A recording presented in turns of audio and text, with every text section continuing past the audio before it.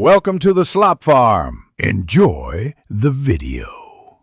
You start by making sure core prerequisites are in place.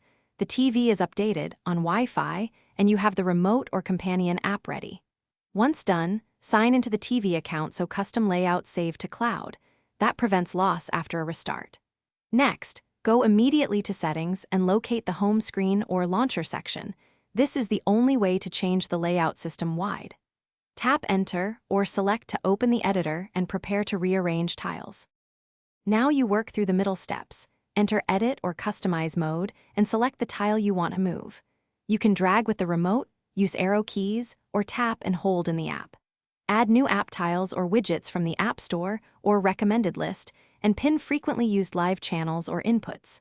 Make sure to arrange high-use items near the left/top so navigation is faster. Save after major changes to write them to profile.